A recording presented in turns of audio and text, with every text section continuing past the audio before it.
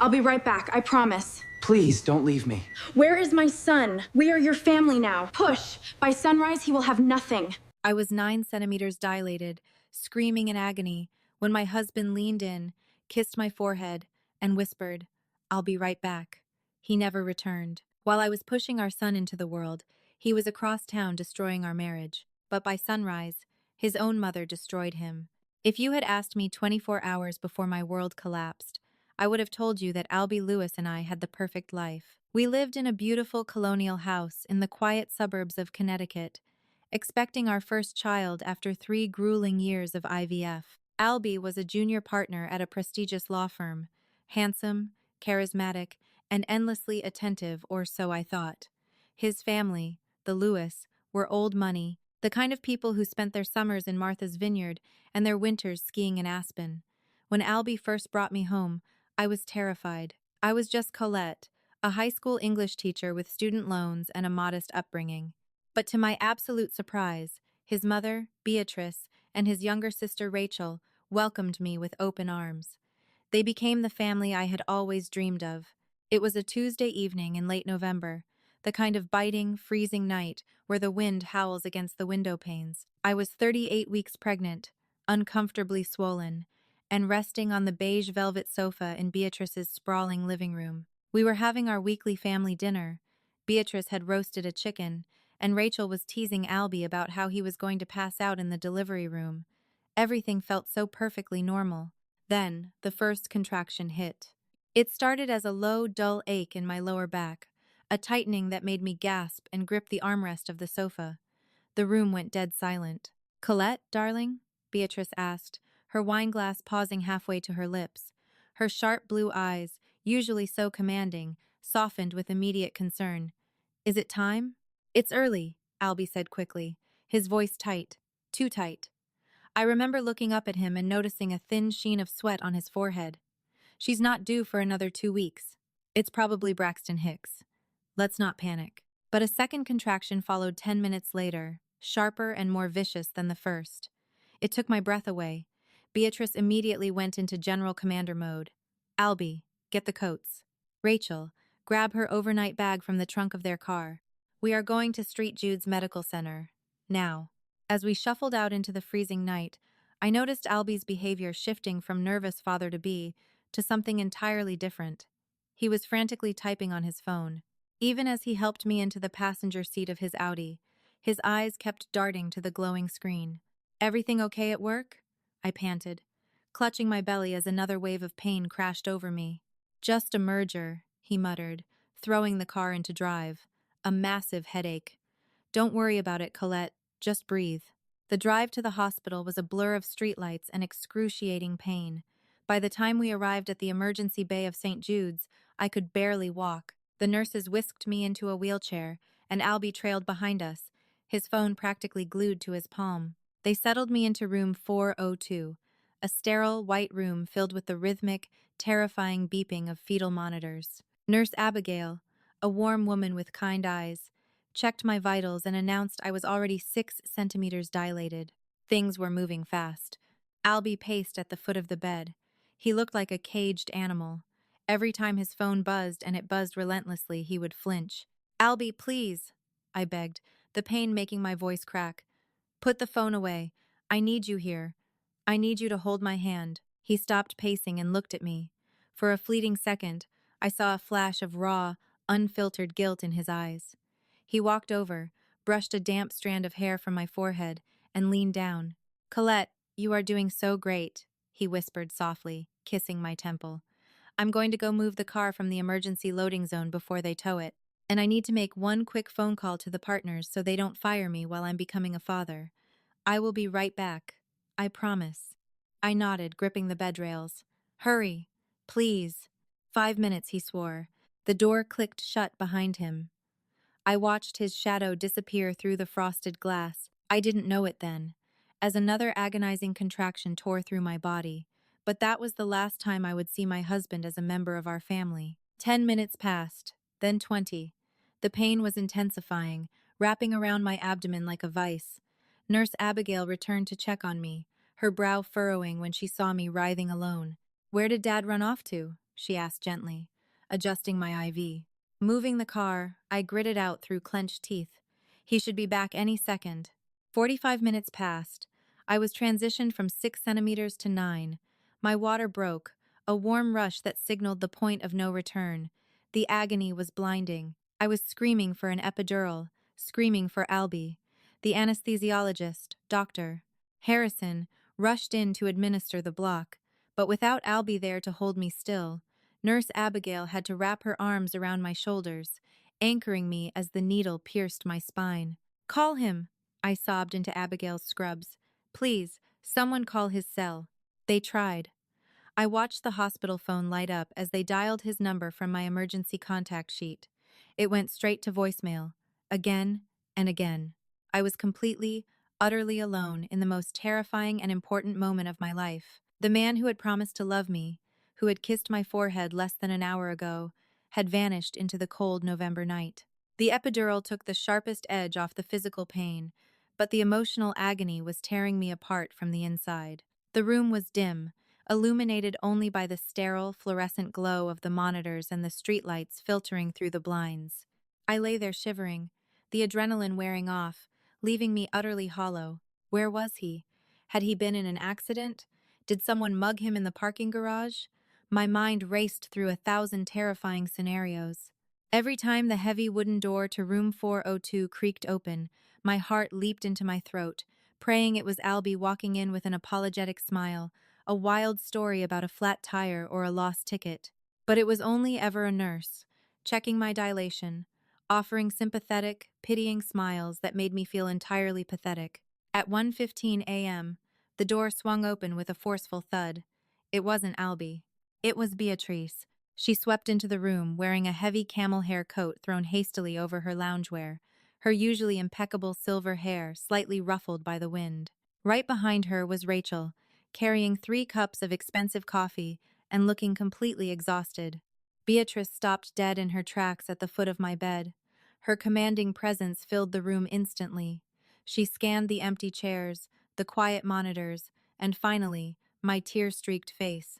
"Colette," Beatrice said, her voice dropping an octave, losing its usual polished lilt. "Where on earth is my son?" I burst into tears. I couldn't hold it in anymore. The humiliation, the fear, the sheer vulnerability of being abandoned in a hospital gown. "I don't know, Beatrice," I sobbed, shaking uncontrollably.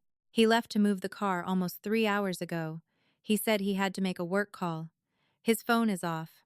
I think something terrible has happened to him." Rachel dropped the coffees on the side table, spilling dark liquid across the linoleum, and rushed to my side. She grabbed my hand, her face pale.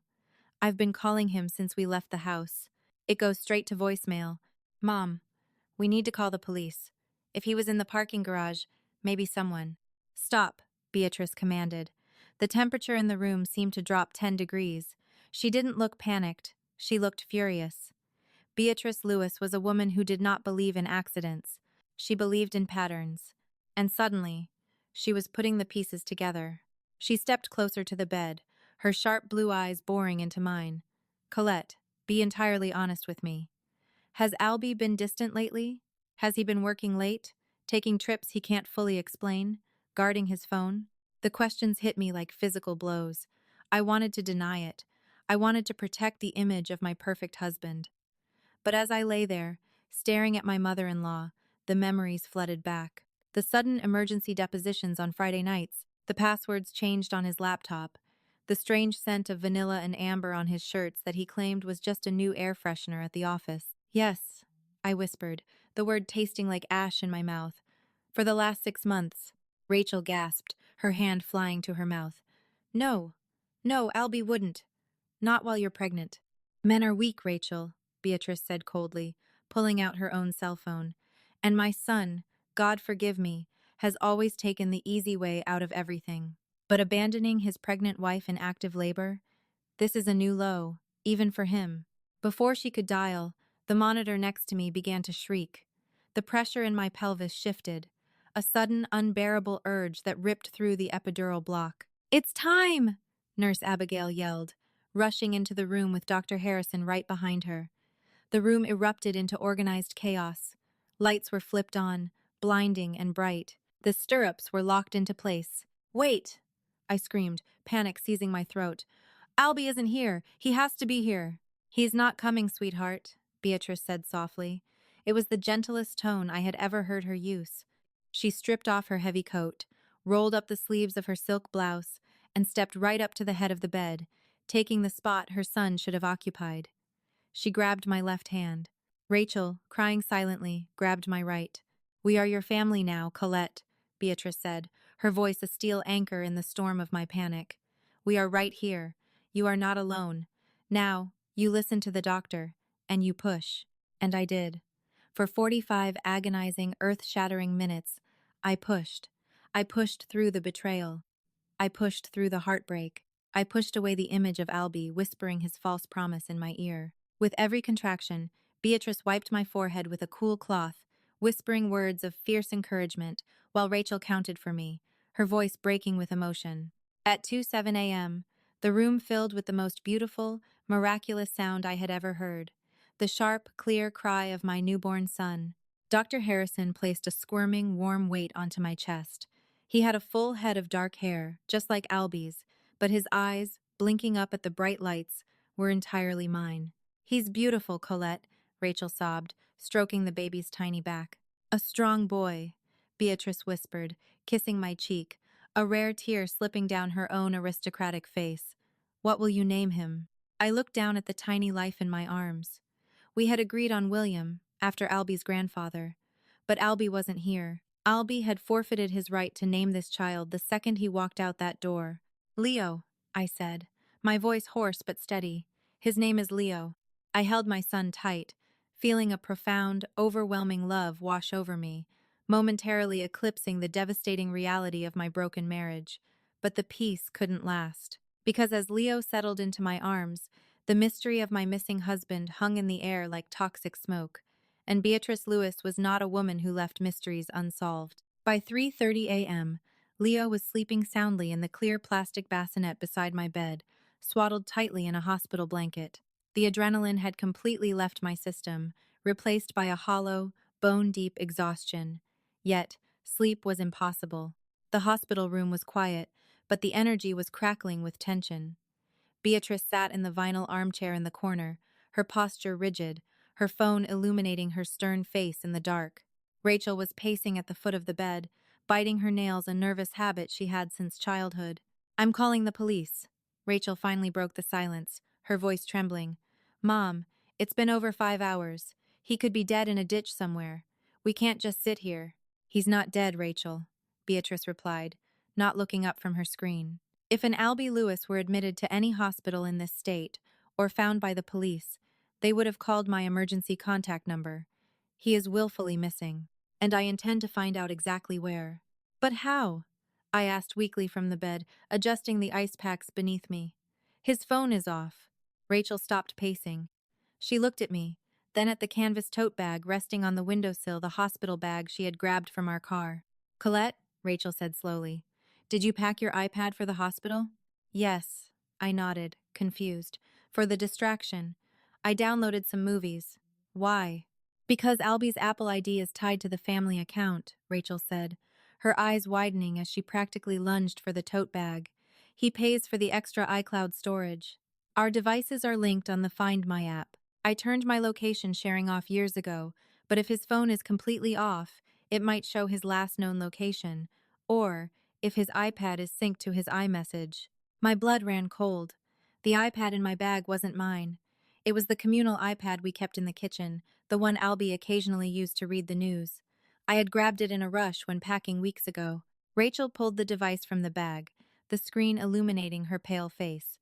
She unlocked it. We all knew the passcode was their childhood home address. The room was deathly silent, save for the soft, rhythmic breathing of baby Leo. "Open the tracking app first," Beatrice ordered, stepping out of the shadows and standing behind her daughter, peering over her shoulder. Rachel's fingers flew across the screen. We waited agonizingly for the map to load. A little gray circle appeared, indicating a disconnected device, but it showed a timestamp. Last updated at 10:45 p.m. "It's not at the hospital," Rachel whispered. "Where is it?" I asked, my heart hammering against my ribs. The Grandview Hotel, Rachel read, her voice dropping. Downtown, about 20 minutes from here. The Grandview was a 5-star luxury hotel.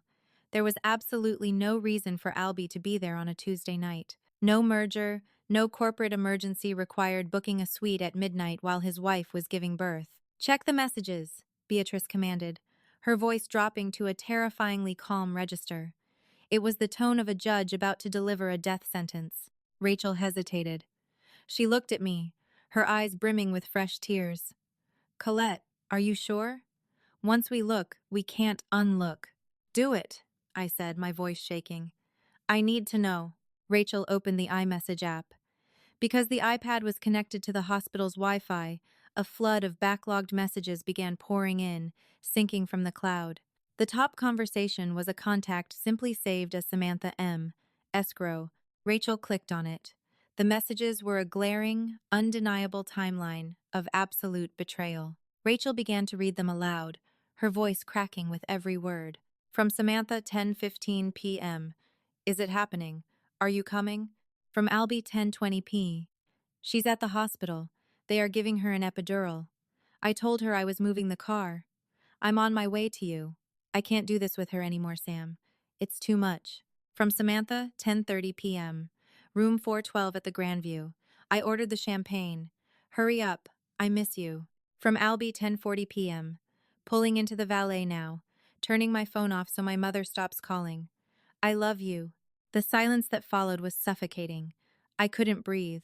The walls of the hospital room felt like they were closing in on me. He didn't leave out of panic. He didn't leave because of a breakdown. He left me in the most agonizing pain of my life, to go drink champagne in a luxury hotel room with his mistress. He had planned it. The moment I became too real, too burdensome with his child, he fled to his fantasy life. A ragged, ugly sob ripped from my throat. I doubled over, clutching the sheets, feeling like I was physically dying. Colette. Oh my God, Colette, Rachel cried, dropping the iPad on the bed and rushing to wrap her arms around me. She was sobbing too, her tears soaking into my hospital gown. I am so sorry. I am so, so sorry. I expected Beatrice to cry. I expected a mother's denial, a defense of her golden boy.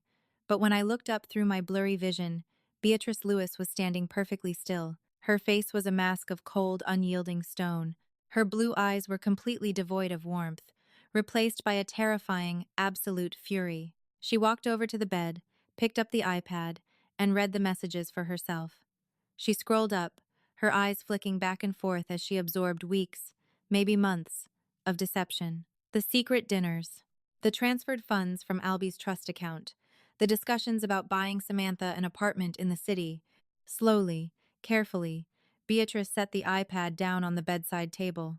She looked at Leo, sleeping peacefully in the bassinet, innocent and entirely unaware of the wreckage his father had caused. Then, she looked at me. Colette, Beatrice said, her voice steady and chillingly calm. I want you to listen to me very carefully. You are going to cry tonight. You are going to mourn the man you thought you married. But tomorrow morning, you will wake up and you will dry your tears, because tomorrow you are a mother, and tomorrow we are going to war. I stared at her, stunned. Beatrice, he's your son. He was my son, she corrected, her voice slicing through the room like a scalpel. The boy I raised would never abandon his family. The man sitting in a hotel room right now is a stranger to me. He is a coward. And Lewis do not tolerate cowards. She turned to Rachel, her commanding aura fully restored. Rachel, call Henry. Uncle Henry was Alby's godfather. And more importantly, the senior managing partner at Alby's law firm. He was also the executor of the Lewis Family Trust. Mom, it's 4 a.m, Rachel whispered. I don't care if he is on his deathbed, Beatrice snapped, pulling her coat back on. Call him. Tell him I need him at the Grandview Hotel in exactly 45 minutes. And tell him to bring the trust documents. Beatrice walked over to my bed and took my hand one last time. Her grip was firm, grounding me. You focus on my grandson, she told me, her eyes locking onto mine with a fierce, protective fire. I am going to handle the trash. By sunrise, Alby Lewis will have nothing. Not his job, not his inheritance, and certainly not his family. We are your family now, Colette, and we take care of our own. With a final, decisive nod, Beatrice turned on her heel and marched out of the hospital room, her heavy footsteps echoing down the linoleum hallway like a war drum. I was left in the quiet room with Rachel and my beautiful baby boy. My heart was shattered into a million unrecognizable pieces, but as I watched Rachel gently rock Leo's bassinet, humming a soft lullaby, a strange sense of clarity washed over me. Alby had left me in the dark, hoping to break me, but instead, he had unwittingly handed me the greatest army I could have ever asked for. For the next 2 hours, the hospital room became a surreal sanctuary of waiting. The epidural was slowly wearing off, replaced by the deep, throbbing ache of childbirth, but the physical discomfort was nothing compared to the adrenaline still humming in my veins. Rachel sat beside me, gently rocking Leo, her eyes glued to her phone.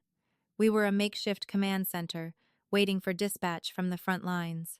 I would later learn every delicious, devastating detail of what happened at the Grandview Hotel, corroborated by both Beatrice's razor-sharp recounting and Uncle Henry's stunned disbelief. At precisely 4:45 a.m., Beatrice's black Lincoln Navigator pulled into the circular driveway of the Grandview Hotel. Henry, Alby's godfather and the managing partner of Stanton, Hayes and Lewis, arrived 3 minutes later in a taxi, wearing a heavy wool trench coat hastily thrown over his striped pajamas. He was a man in his late 60s, usually composed and affable, but standing in the freezing marble lobby of the hotel, he looked utterly bewildered. "Beatrice, what on earth is happening?" Henry had demanded, clutching a leather briefcase he had grabbed from his home office at her strict command. "Your text said Alby was in life-altering danger. Is he hurt?" "He is about to be," Beatrice replied coldly, marching past the concierge and heading straight for the velvet-lined elevators. "Room 412. Come along, Henry." According to Henry, Beatrice did not walk. She glided with the terrifying purpose of a heat-seeking missile. They reached the 4th floor, the thick carpet swallowing their footsteps as they approached room 412. Beatrice didn't hesitate. She didn't knock politely. She raised her fist and pounded on the heavy oak door with a force that echoed down the silent, luxurious corridor. "Housekeeping," Beatrice called out, her voice dripping with venom. "Open the door." There was rustling inside, a muffled curse. Then, the sound of the deadbolt clicking. The door swung open to reveal Alby. He was wearing one of the Grandview's plush white bathrobes, his dark hair tousled, holding a half-empty crystal flute of champagne. The annoyance on his face morphed instantly into absolute, paralyzing horror when he saw his mother and his boss standing in the hallway. "Mom?" Alby choked out, the color draining from his face so fast he looked as though he might pass out. He instinctively tried to push the door closed, but Beatrice planted her leather-clad boot firmly in the threshold. "Step aside, Alby," she commanded, pushing past him with a strength that defied her elegant frame. Henry followed her inside, stopping dead in his tracks as he took in the scene. The suite was littered with rose petals. An expensive bottle of Dom Perignon sat in an ice bucket on the glass coffee table, and sitting up in the king-sized bed, frantically clutching a silk sheet to her chest, was Samantha. Samantha was a junior escrow officer who frequently worked with Alby's firm on real estate closings. She was 24, blonde, and currently looking like a deer caught in the headlights of an oncoming freight train. "Mrs. Lewis," Alby stammered, frantically pulling his robe tighter. "Uncle Henry." "What? How did you find me? This isn't what it looks like. I was just—" "Save your breath, you pathetic excuse for a man," Beatrice snapped, her voice cracking like a whip across the room. She turned her icy glare to Samantha. "Get dressed and get out. You have exactly 2 minutes before I call hotel security, and have you escorted out in that sheet." Samantha burst into tears, scrambled out of the bed, and grabbed her clothes, fleeing into the marble bathroom and locking the door. Alby was hyperventilating now. "Mom, please, you have to listen to me. Colette is suffocating me. The pregnancy, the demands, it was all too much. I just needed one night to breathe." "I was going back in the morning." Beatrice walked up to him, so close he had to shrink back against the wall.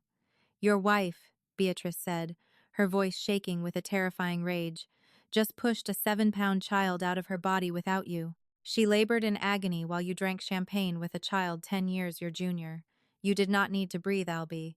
You needed to inflate your own pathetic ego because you are terrified of real responsibility. Henry, Alby pleaded, turning to his godfather. Please, talk to her. It's a momentary lapse in judgment. It doesn't affect my work. Actually, Alby, it does, Henry said. His initial shock had morphed into severe professional disgust. He set his briefcase on the desk and snapped it open. Beatrice called me on the way here. She told me to review the ledger for the firm's discretionary client fund, the fund you have access to for entertaining clients. Alby's knees visibly buckled. I see a charge for a suite at the Grandview Hotel for tonight, Henry continued, pulling out a printout. I see a charge for Dom Perignon. I see 3 expensive dinners at Le Bernardin over the last month, all written off as meetings with Samantha from escrow. You have been using firm money to finance an affair, Alby. I was going to pay it back, Alby yelled, panic making his voice shrill. My quarterly bonus hits next week. It was just floating funds. It is embezzlement, Henry corrected sharply, and violation of the morality and ethics clause of your partnership track. You are fired, Alby. Effective immediately. I suggest you have your desk cleaned out by a courier, because if you set foot in my building again, I will have you arrested for theft. Alby fell back onto the edge of the unmade bed, burying his face in his hands. My career. Henry, you can't do this. I'm a Lewis. My grandfather founded that firm, and he would be sickened by you, Beatrice interjected. She stepped forward, delivering the final, fatal blow, which brings us to the family trust. Henry, do you have the paperwork? Henry nodded, pulling a thick stack of legal documents from his briefcase. As the primary trustee, Beatrice, you have the authority to invoke the Conduct Unbecoming Clause. It allows you to freeze and redirect Alby's trust distributions. Do it, Beatrice said without hesitation. Freeze all his assets, cut off the black Amex, cancel the lease on his Audi, and reroute his monthly trust allowance directly into an irrevocable educational and living fund for my grandson, Leo. Alby's head snapped up, his eyes wild. Leo? You named him? Colette named him. Beatrice corrected softly, and for the first time that night, her voice held a trace of warmth, though none of it was meant for him. And you will never know him. You are utterly cut off, Alby. Financially, professionally, and familiarly. I am going back to the hospital now to sit with my daughter-in-law and my grandson. You are no longer my son. With that, Beatrice turned on her heel and walked out of the suite, Henry close behind her. They left Alby sitting in the ruins of his secret life, stripped of everything that had ever made him powerful. Back in room 402, Rachel's phone buzzed. She looked down, read the text message from her mother, and let out a long, ragged breath. She looked up at me, a fierce, triumphant smile breaking through her tears. It's done, Rachel whispered, squeezing my hand. Mom took everything. I looked down at Leo, who was nursing quietly against my chest. The crushing weight of the betrayal was still there, a deep, agonizing wound that would take years to heal, but alongside it was a new sensation. It was a terrifying, brilliant surge of empowerment. Alby had tried to discard me in the dark, but he had forgotten one crucial thing. I wasn't just his wife. I was the mother of a Lewis, and Lewis protect their own. The first rays of dawn were just beginning to pierce the hospital blinds, casting a soft, golden light across the sterile room. It was 6:30 a.m. Outside, the world was waking up to a cold, crisp Wednesday morning. Inside room 402, I felt as though I had lived an entire lifetime in a single night. Beatrice had returned an hour earlier.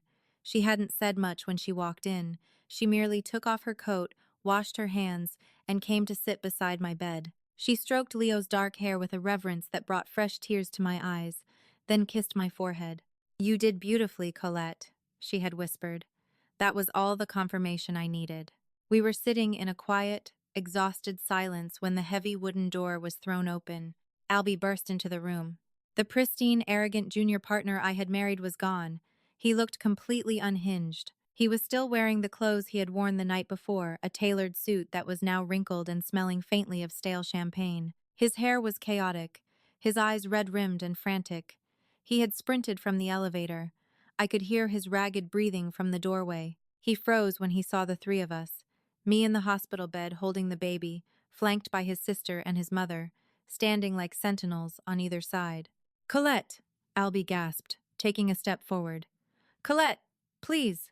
Don't take another step, Beatrice warned, her voice dropping to a dangerous, lethal whisper. She stood up, blocking his path to the bed. "Mom, move," Alby pleaded, tears spilling down his cheeks. He looked past her, fixing his desperate eyes on me. "Colette, you have to listen to me. It was a mistake. A stupid, catastrophic mistake." I panicked. The pressure of the baby, work. I had a breakdown. "I didn't mean any of those texts. I love you. I love our baby." His eyes darted to the bundle in my arms. He tried to step around Beatrice. "Please, just let me see him. Let me see my son." "His name is Leo," I said. My voice startled even me. It wasn't the weak, sobbing voice of the woman who had begged him not to leave hours ago. It was steady. It was cold. It was the voice of a mother who had crossed through fire and come out on the other side. Alby swallowed hard, nodding frantically. "Leo. Yes. Beautiful. Colette, I am so sorry. I will do whatever it takes. Therapy, counseling, anything. Just tell my mother to call Henry off.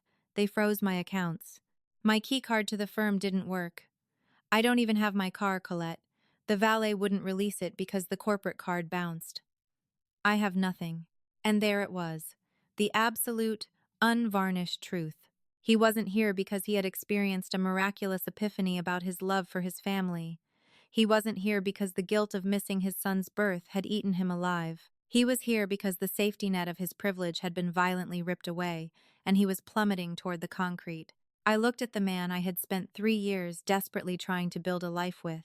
I had undergone grueling IVF injections, agonizing hormonal shifts, and overwhelming anxiety, all while he was slipping away to high thread count sheets with a girl in her 20s. "You do have nothing, Alby," I said quietly, adjusting the blanket around Leo to shield him from the toxic energy in the room. "But that is a choice you made." "It was just sex," he burst out, his desperation turning into ugly defensive panic. "It meant nothing. You were exhausted all the time. You were always sick. You were entirely focused on the baby. Get out." The command didn't come from Beatrice. It came from Rachel.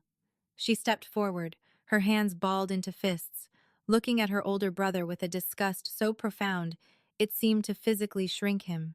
"You abandoned her," Rachel hissed, her voice trembling with fury. "You left her screaming in agony, terrified that she was going to die alone, so you could go cheat on her. You are a monster, Alby. And if you don't turn around and walk out that door right now, I will scream for hospital security and have you dragged out." Alby looked at Rachel, stunned. He looked at Beatrice, whose face was completely impassive. Finally, he looked at me. He was waiting for me to save him. He was waiting for the sweet, accommodating high school teacher to cave, to offer him grace, to smooth over his monumental failure. "We are done, Alby," I said, my voice carrying the absolute finality of a judge's gavel. "Uncle Henry's firm will be representing me in the divorce. Since you no longer have a job or a trust fund, I suggest you find a very cheap lawyer. And don't bother fighting for custody. A judge will not look kindly on a man who abandoned a high-risk labor to embezzle funds at a hotel." Alby's mouth opened and closed, like a suffocating fish. He looked around the room, realizing in a crushing wave of clarity that he was entirely outnumbered. His mother had defected. His sister had defected. His wife had turned to steel. He was completely, utterly alone. Without another word, Alby backed away. His shoulders slumped, the arrogant posture he had carried for 32 years collapsing inward. He turned around and walked out the heavy wooden door, the click of the latch sounding like the ceiling of a vault. The silence rushed back into the room, thick and heavy. I let out a breath I hadn't realized I was holding. My hands were shaking, trembling so hard I had to grip the sides of the bassinet. Beatrice sat back down in her chair. She reached out and placed her warm, manicured hand over my shaking ones. "The hardest part is over, Colette," she said softly. "The infection is gone. Now, we heal." I looked down at Leo. He was sleeping peacefully, completely unaware of the hurricane that had just leveled his parents' marriage. He would never know the sting of his father's betrayal. He would never have to wait up for a man who preferred the shallow adoration of strangers over the messy, beautiful reality of family. Instead, he would be raised in a fortress. He would be raised by a fiercely loyal aunt who would fiercely protect him, and a formidable grandmother who would teach him the true meaning of honor and consequence. And he would be raised by me, a woman who went into the delivery room as a frightened, naive wife and emerged as an unstoppable mother. As the morning sun finally broke completely over the horizon, flooding room 402 with blinding, beautiful light, I kissed my son's forehead. My marriage was dead. My heart was scarred. But looking at the two incredible women standing guard by my bed, I knew one undeniable truth. I had lost a husband, but I had gained an empire. If my story resonated with you, please hit that like button, share this video with anyone who needs a reminder of their own strength, and subscribe to the channel for more real-life stories. Betrayal might break your heart, but it doesn't have to break your spirit. Drop a comment below if you think Beatrice handled the situation perfectly, or share your own stories of overcoming heartbreak. Thank you for listening. And remember, you are never truly alone.